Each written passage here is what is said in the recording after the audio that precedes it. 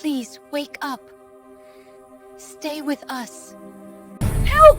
She's dying! Please, someone help us! Hang on! The 5-year-old billionaire's daughter stopped breathing at 3:47 p.m. in a penthouse that cost more than most hospitals. Her lips turned the color of winter sky. That particular shade of blue that means you have 4 minutes, maybe 5 if God is feeling generous. Around her, adults screamed into phones worth $1,000 each. The nanny's hands shook so violently, she couldn't even dial 911 properly. 3 security guards stood frozen like expensive statues. Money couldn't solve this. Power couldn't solve this. But 17-year-old Naomi Williams, mopping floors 2 buildings away, looked up from her bucket at exactly the right moment. She saw what no one else saw. She saw the little girl through the window. She saw the color draining from that small face. She saw the panic that money couldn't cure. And she ran. Naomi had exactly $43 in her bank account. She was supposed to be cleaning the executive suites at Morrison Financial Group. The job that kept the lights on in her grandmother's apartment. The job she'd begged for. The job she couldn't afford to lose. Her supervisor, Mr. Chun, had already written her up twice for being 30 seconds late. But she ran anyway. What would you risk to save a stranger's child? Everything you worked for? Your only source of income? Your future? If you've ever had to choose between doing what's right and doing what's safe, hit that like button right now. Because what happens next will either restore your faith in humanity or break your heart completely. And if you don't subscribe, you'll miss the moment that changed everything, not just for Naomi, but for every invisible person who's ever been told they don't matter. Naomi's sneakers, Walmart clearance, held together with duct tape hidden under the tongues, slapped against marble as she burst through the service entrance of the Celestine Tower. The Celestine wasn't just luxury. It was where luxury went to feel poor. Each penthouse averaged 12,000 square feet. The doorman wore Armani. The lobby fountain contained actual koi fish that cost more than Naomi made in a year. $47,000 each. Imported from Japan, their scales like living gold. She'd cleaned here exactly once, 3 months ago, filling in for her sick grandmother. That's how she knew the service codes. That's how she knew which entrance the guards didn't watch during shift change. That's how she knew where billionaire Marcus Hendricks lived with his daughter Sophie. Hey! A security guard grabbed her arm. You can't be in here. Naomi wrenched free, kept running. 5th floor.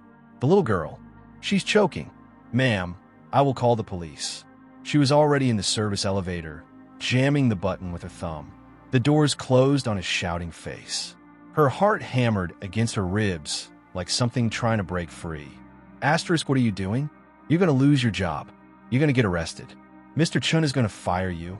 And then what? Who's going to pay for Grandma Ruth's insulin? Asterisk. But she could still see it. That flash of blue lips, small hands clawing at a throat, the specific way the child had fallen that meant complete airway obstruction, not partial. Her grandmother had taught her about that. Before the stroke, before the nursing home that insurance wouldn't fully cover. Before Naomi had dropped out of her EMT training program to work 3 jobs that still weren't enough. Baby girl, Grandma Ruth used to say, stirring pots in their kitchen that smelled like love and poverty mixed together. When death walks into a room, you'll know. Not because you're smart, not because you studied, but because I taught you to see what people miss when they're looking at their phones instead of each other's eyes. The elevator climbed. 3rd floor. 4th. Naomi's reflection stared back at her from the polished brass walls. Dark skin beaded with sweat, cleaning uniform stained at the knee, eyes that had seen too much for 17. Hair pulled back in the same bun her grandmother had worn for 40 years of cleaning other people's houses. 5th floor. The doors opened on a chaos. The penthouse entrance stood open. Inside, she could hear screaming, the particular pitch of adult panic, useless and loud. A woman was crying. Where's the ambulance? Where is it? Naomi didn't knock. The living room was something from a magazine spread. Floor-to-ceiling windows framed Central Park like a painting. A single couch probably cost more than every piece of furniture Naomi had ever owned combined. Abstract art on the walls. The kind that rich people buy not because it's beautiful, but because it's expensive. None of it mattered. On the floor, surrounded by 4 adults who'd forgotten every useful thing they'd ever learned, Sophie Hendricks was dying. The nanny, young, blonde, wearing athleisure that cost $400, had the girl positioned wrong. She was doing back blows, but the angle was off. The child's face had gone from blue to gray. That particular shade of gray meant 2 minutes. Maybe less. Move. Naomi dropped to her knees. Who the hell are you? A man in a $6,000 suit, Marcus Hendricks himself, grabbed her shoulder. Security. She's choking and you're doing it wrong. Move now. Something in her voice, maybe the steadiness, maybe the certainty, made him hesitate. Naomi didn't wait for permission. She positioned Sophie the way Grandma Ruth had taught her, the way she'd practiced on dolls in their cramped apartment, the way she'd drilled for hours while studying for certifications she'd never get to use. Infant and child airway obstruction. Different from adults. Different angle, different pressure, different everything. You're going to hurt her, the nanny screamed. Naomi delivered 5 precise back blows. Nothing.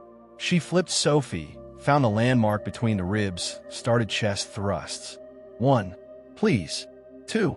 Please God, not this baby. 3. I can't watch another person die. 4. A grape shot from Sophie's mouth like a bullet. The child sucked in air, that beautiful, rasping, horrible, wonderful sound of someone breathing who wasn't breathing before, and started crying. Crying meant air. Crying meant life. Listen, if this moment made your hands shake, if you felt that relief in your chest, you need to share this story right now. Because someone in your life needs to see what happens when we make the invisible people visible. When we stop assuming the cleaning lady has nothing to teach us. Someone you know needs to learn what Naomi learned from her grandmother. And if you don't share it, they never will. Don't let this story stop with you. Naomi sat back on her heels, hands trembling now that it was over. Sophie was breathing, color returning to her cheeks like sunrise.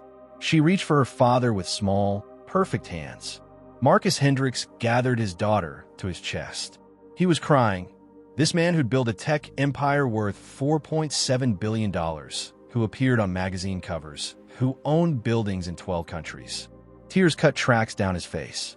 Oh my God, Sophie. Baby, I'm here. Daddy's here. The nanny was hyperventilating into her hands. One of the security guards who'd finally arrived stood in the doorway, radio crackling.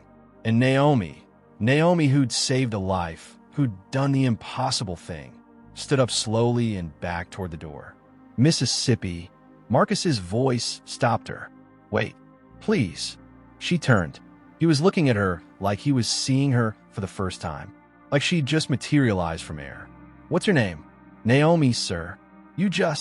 How did you know what to do? My grandmother taught me. Her voice came out smaller than she wanted. I was studying to be an EMT, but she stopped. He didn't need her life story. He needed to hold his daughter. Where did you come from? How did you know Sophie was? I saw through the window. From the Morrison building. She swallowed. I clean offices there. I'm supposed to be there now. Actually, I should go, because Mr. Chun was absolutely going to fire her. She'd left in the middle of her shift, run out without explanation, and it was 4:15 now, which meant she'd missed the executive floor cleaning that absolutely had to be done before the managing partners arrived at 5 a.m. tomorrow. Gone. That job was gone, and with it, probably her grandmother's medicine this month. You left work to save my daughter. Marcus said it slowly, like he was translating from another language. You saw her from another building, and you just ran. Anyone would have. No. He stood, still holding Sophie, who'd buried her face in his shoulder. No, they wouldn't have. I know exactly how much anyone does, Miss Naomi. I've learned it the hard way. He looked at his security team. She came to help, and you tried to stop her. The guards had the decency to look ashamed. Sir, one of them said, she wasn't authorized. My daughter wasn't authorized to live. His voice could have cut glass. Get out. They left. Marcus turned back to Naomi, and his expression shifted into something she'd seen before. The look people get right before they try to solve problems with money. I want to give you a reward. Anything you need. Name it. And Naomi felt something crack inside her chest. Not gratitude. Exhaustion. I don't want a reward, Mr. Hendricks. I just wanted her to breathe. But you lost work for this.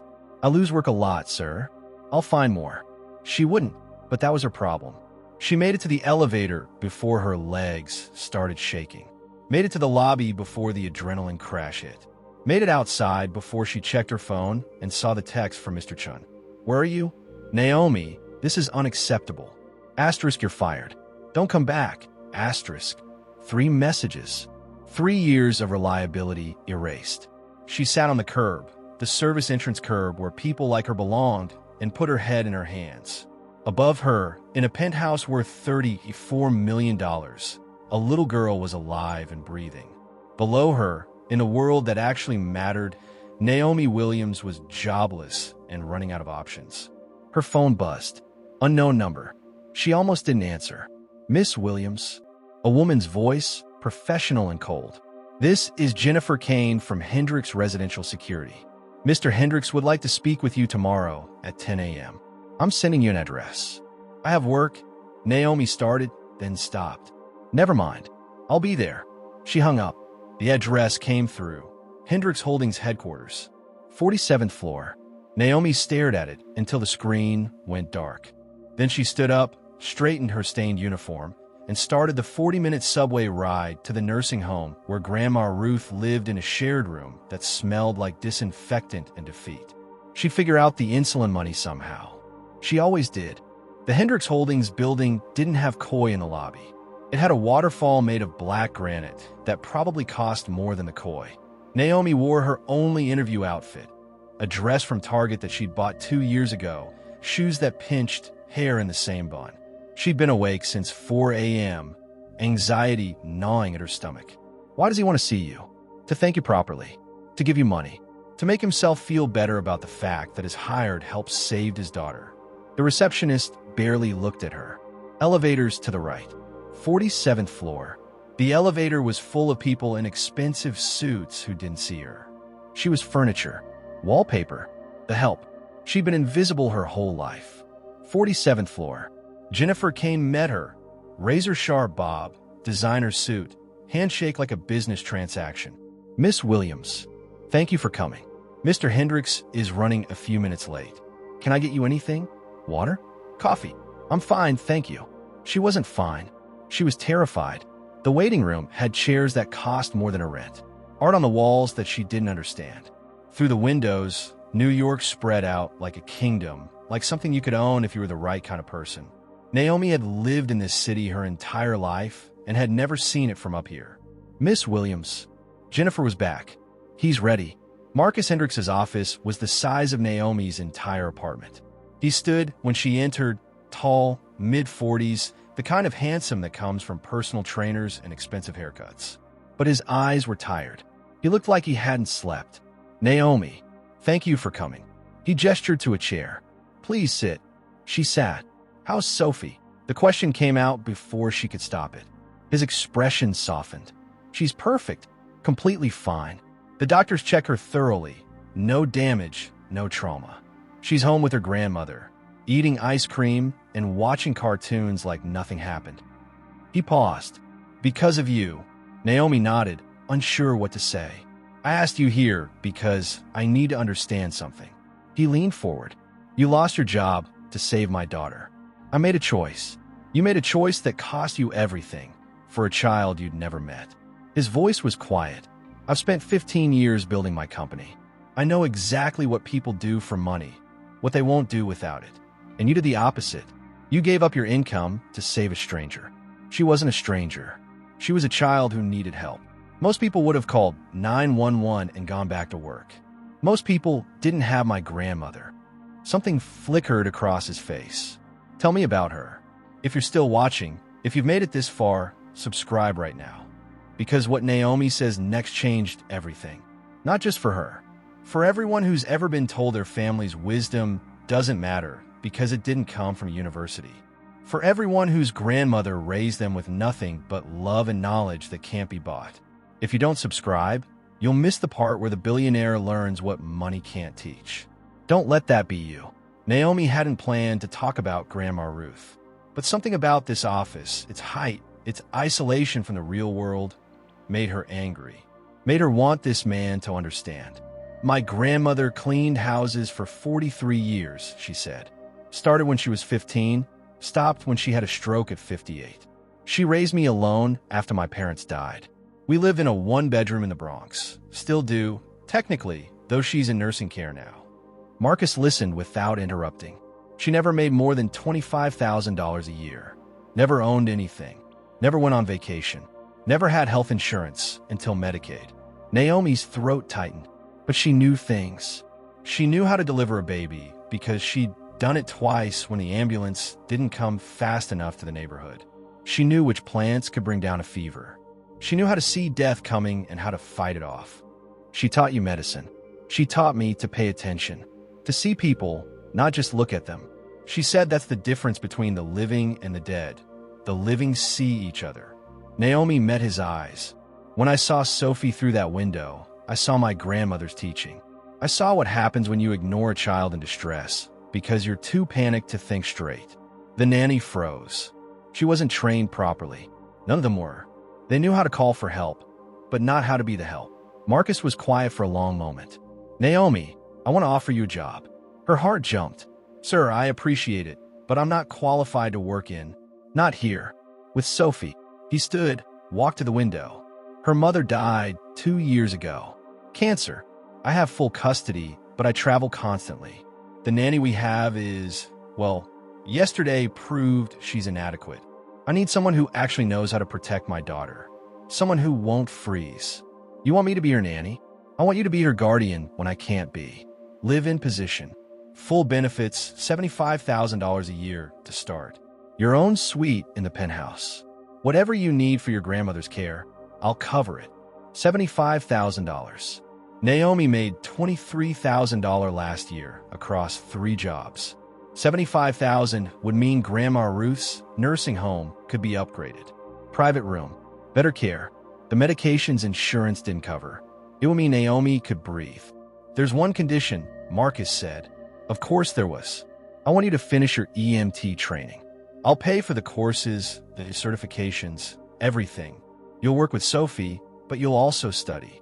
Because someone with your instincts, your knowledge, you shouldn't be cleaning floors. You should be saving lives. Naomi couldn't speak. Her throat had closed up. I know this is sudden, he continued. I know you need time to think. Yes. He turned. Yes. Yes, I'll do it. I'll take the job. The words tumbled out. I'll finish my training. I'll take care of Sophie. Her voice broke. Thank you. Thank you, Mr. Hendricks. Marcus, please. He smiled, the first real smile she'd seen from him. And I should be thanking you. You gave me my daughter back. This is the least I can do. But it wasn't the least. It was everything. Naomi moved into the Celestine Tower 3 days later. Her suite was bigger than the apartment she'd shared with her grandmother. It had a bedroom, a bathroom with a tub instead of shower, a small living area. The closet was the size of their old kitchen. Sophie took to her immediately. You're the lady who saved me, the 5-year-old said, very seriously, the first time they met properly. Daddy told me you're a hero. I'm not a hero, sweetie. I just knew what to do. That's what heroes do. Sophie grabbed her hand with complete trust, the way children do when they've decided you're safe. Will you read to me? And just like that, Naomi had a purpose beyond survival. The EMT courses started 2 weeks later. Online classes supplemented by in-person clinical rotations. Marcus had arranged everything, paid everything, cleared every obstacle. For the first time in her life, Naomi wasn't working 3 jobs. She was working 1 job and studying for a future that might actually exist. She visited Grandma Ruth 3 times a week. The nursing home had changed, private room now, better nurses, equipment that actually worked. Marcus had taken care of all of it without being asked. Baby girl. Her grandmother's voice was still slurred from the stroke, but her eyes were sharp. You tell me about this man who hired you. He's good, Grandma. He's paying for everything. Your care, my training, everything. No man pays for everything without wanting something. He wants Sophie safe. That's all. Grandma Ruth studied her for a long moment. You be careful. Rich folks aren't like us. Their kindness has terms and conditions. But weeks passed, then months, and there were no terms. No conditions. Marcus was gone off in business trips, investor meetings, the constant motion of billionaire life. When he was home, he was present with Sophie in a way that surprised Naomi. He read to her, played with her, listened when she talked about her day. He asked Naomi's opinion on things. Not just Sophie's care, but other things. Security protocols, staff training. He'd started requiring all household employees to take basic first aid courses. Because you were right, he told her one evening, after Sophie was in bed. Everyone should know what to do when someone needs help. Not just how to call 911, but how to actually help. They were in the living room, the same room where Naomi had saved Sophie's life. She still couldn't sit on the fancy couch without feeling like she was breaking a rule. I've been thinking, Marcus continued, about what you said, about seeing people instead of just looking at them. My grandmother's philosophy. It's a good one. He poured himself a drink, scotch that probably cost more than Naomi used to make in a week. I've been looking at people my whole life. Seeing them? That's different. You see Sophie, because I almost lost her. His hand tightened on the glass. Naomi, can I ask you something personal? Of course. Why didn't you want a reward that day? Most people in your position would have asked for money. She considered the question, because it felt wrong. Like I'd saved her for payment instead of because it was the right thing to do. My grandmother always said the moment you put a price on doing good, you stop being good. Your grandmother sounds like someone I should have met. She would have liked you, Naomi said, and was surprised to realize it was true. The moment felt fragile, important somehow. Then Sophie screamed. Both of them ran. Sophie's room. Naomi reached it first. The little girl was sitting up in bed, crying, clutching her favorite stuffed elephant. Nightmare, baby. Naomi sat on the edge of the bed, pulled her close. The grape came back. It was choking me again, and nobody could help. Oh, sweetheart. Naomi rocked her gently. That was just a bad dream. The grape is gone. You're safe. Promise. I promise. And I'm right down the hall. Your dad is here. You're surrounded by people who love you. Marcus appeared in the doorway, concern written across his face. Sophie reached for him. He crossed the room, and suddenly the three of them were tangled together. Naomi, Marcus, and Sophie in the middle, breathing evening out. We've got you, Marcus murmured into his daughter's hair. Both of us. You're safe. And Naomi felt something shift. This wasn't just a job anymore. This was a family. Broken, unconventional, built on trauma and gratitude, and something deeper than money. But a family nonetheless. 6 months after Naomi moved in, Marcus called a household meeting. The full staff assembled in the penthouse dining room. The nanny who'd been reassigned to other duties, the housekeeper, the chef, security personnel, and Naomi. Marcus stood at the head of the table, and his expression was serious. I've made a decision about the foundation, he said. The Hendricks Foundation was his charitable organization. Millions donated annually to various causes. Naomi had heard about it, but never paid much attention. Rich people always had foundations. I'm restructuring everything. New focus, new mission, new leadership. He looked directly at Naomi. I want to fund emergency medical training for low-income communities. Free EMT certification programs. First aid courses in schools. CPR training for anyone who wants it. The room was silent. Because 6 months ago, my daughter almost died in a room full of adults who didn't know what to do. The only person who could save her was someone I would never have hired, never have listened to, never have seen, because she was invisible to people like me. Naomi's chest tightened. That stops now. The foundation will be called the Ruth Williams Initiative for Emergency Medical Education. The world tilted. Mr. Hendricks. Naomi's voice came out strangled. Marcus, you can't. Your grandmother spent 43 years being invisible, cleaning houses, raising you, teaching you how to save lives with her bare hands and the knowledge she carried. His eyes were bright. She deserves to be seen. And this initiative will make sure people like her, people with wisdom that doesn't come from universities, people who know things that matter, get the training and recognition they deserve. Naomi was crying and didn't care who saw.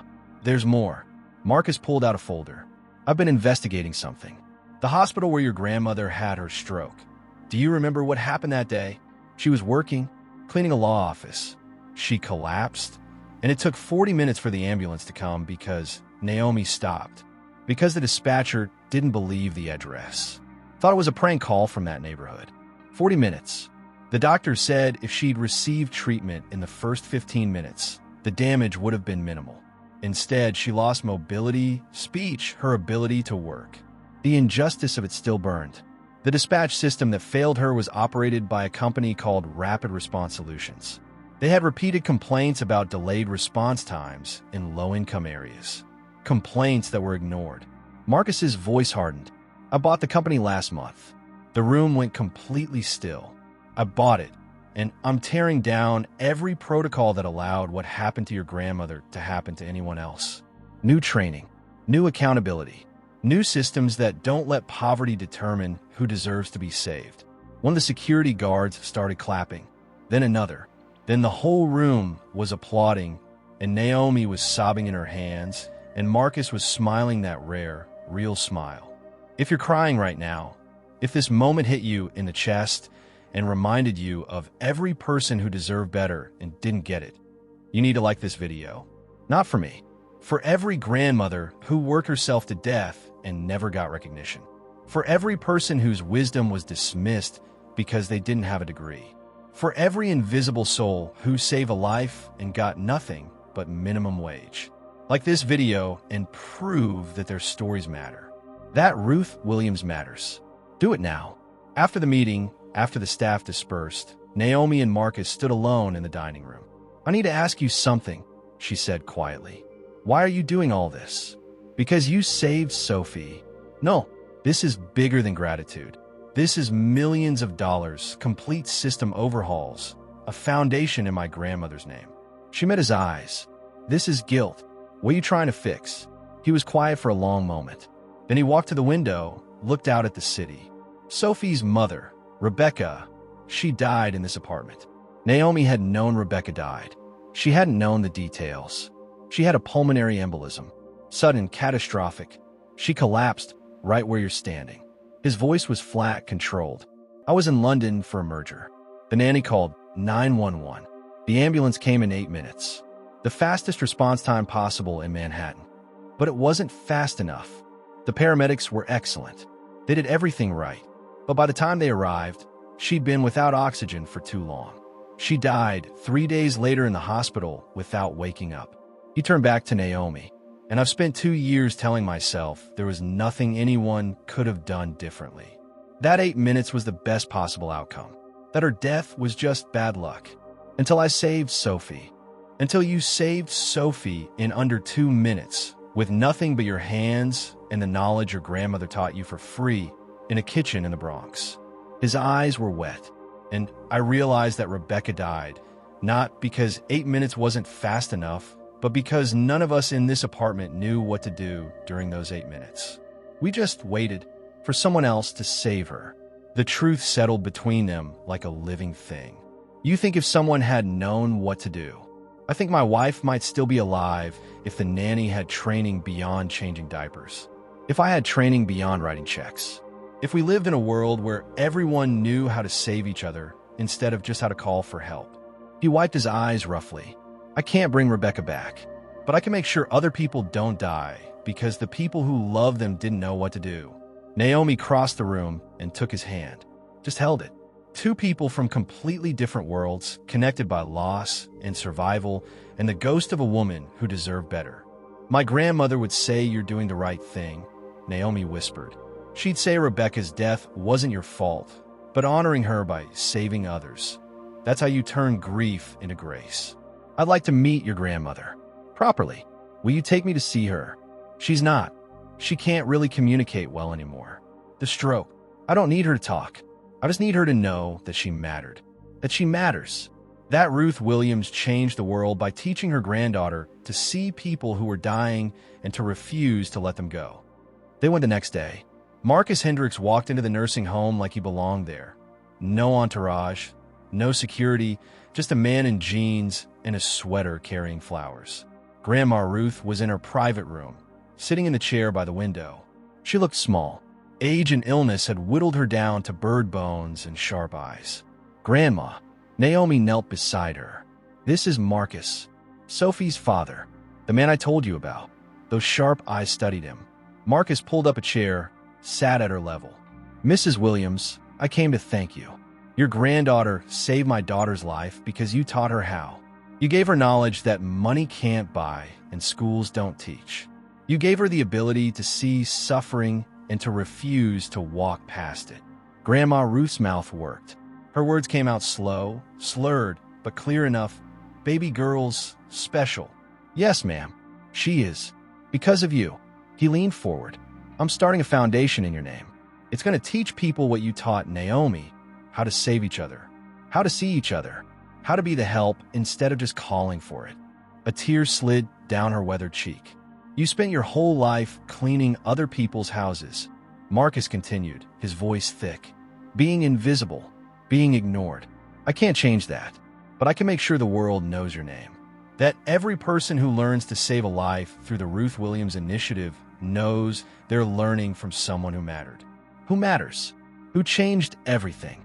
Grandma Ruth's hand, twisted with arthritis, marked with decades of labor, reached out. Marcus took it. "Thank you," she whispered. "No, ma'am. Thank you."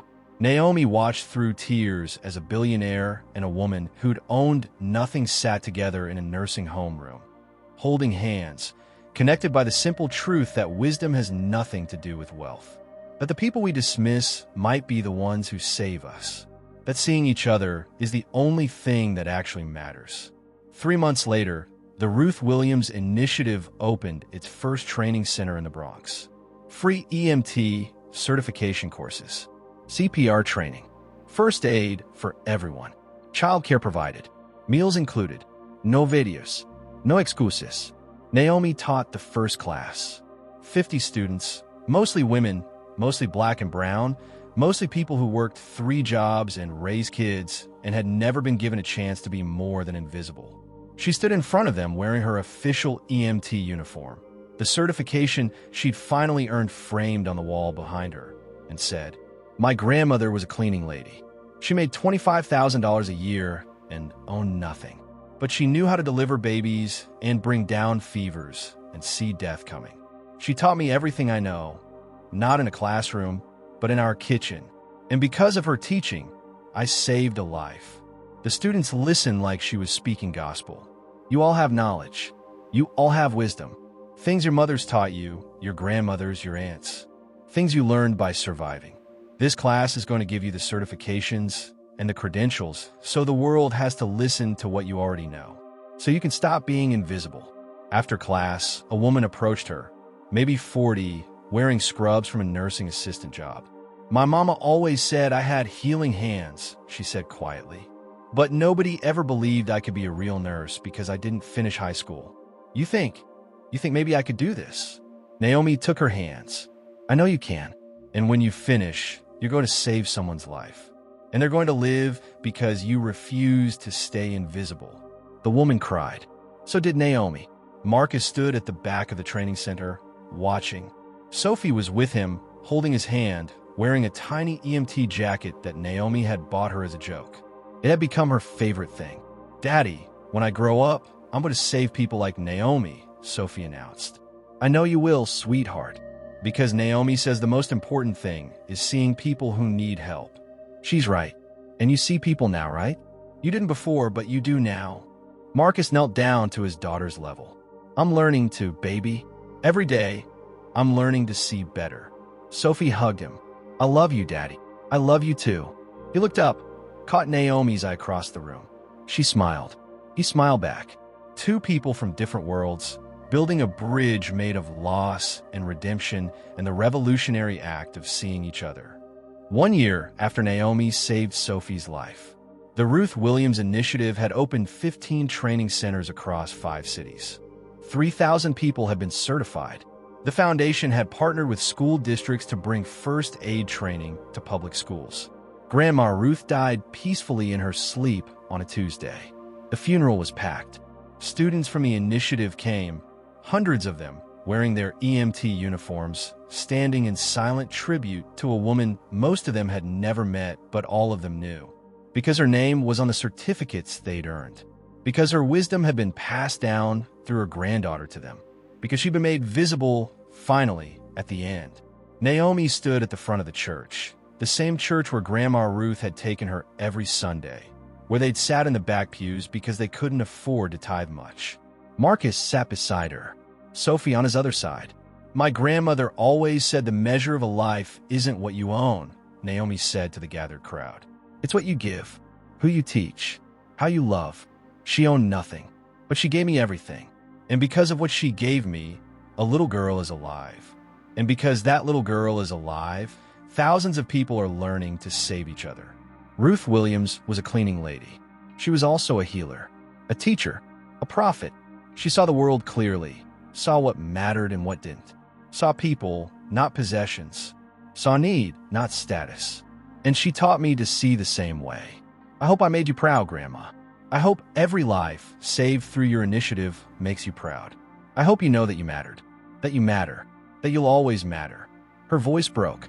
Marcus stood, put his arm around her shoulders. The entire church stood with him.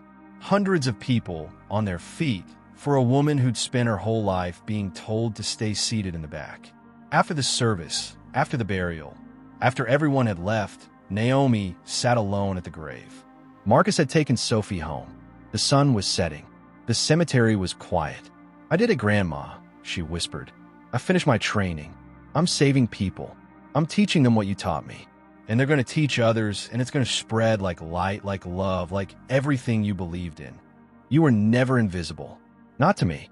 And now you're not invisible to anyone." The wind picked up, rustled the flowers on the grave. And Naomi swore she heard her grandmother's voice. "Asterisk, baby girl, I see you. I always saw you. Now go make sure everyone else sees each other too." 2 years after that day, Naomi Williams became the director of the Ruth Williams Initiative. The foundation had trained over 50,000 people. Lives saved because of that training, 1,847 documented cases. Probably more that were never reported. Marcus Hendricks stepped back from his company to focus on the foundation full-time. He and Naomi worked side by side, building something bigger than either of them. Sophie grew up knowing that the most important thing you can do is see people who are invisible. And in a small apartment in the Bronx, in a kitchen that smelled like love and poverty and possibility, Grandma Ruth's pots still sat on the shelf. Naomi couldn't bring herself to move them. Sometimes, late at night, she'd stand in that kitchen and remember. Remember being invisible. Remember learning to see. Remember the moment she ran toward a dying child instead of away from risk. Remember that everything changed because one person decided that doing the right thing mattered more than doing the safe thing. And she'd think about all the people out there, right now, who were invisible, who had wisdom the world ignored, who could save lives if someone just gave them a chance. Then she'd go back to work. There were more people to train, more lives to save, more invisible souls to make visible. If this story changed something in you, if you're thinking about the invisible people in your life, the wisdom you've dismissed, the chances you didn't take, drop a comment right now. Tell me about the person who taught you to see. Tell me about your grandmother, your mother, the cleaning lady at your office who knows things you don't. Tell me their names. Make them visible, because that's how we change the world. Not with money, but with recognition. Not with power, but with seeing. Write their name below. Honor them. Let's build a monument in the comments to everyone who was told they didn't matter, but mattered more than anything. Do it now. They're waiting to be seen. Before you leave, let me ask you this. What wisdom did someone dear ago you teach you that school never did? Share below, because someone needs to hear it. See you in the comment section.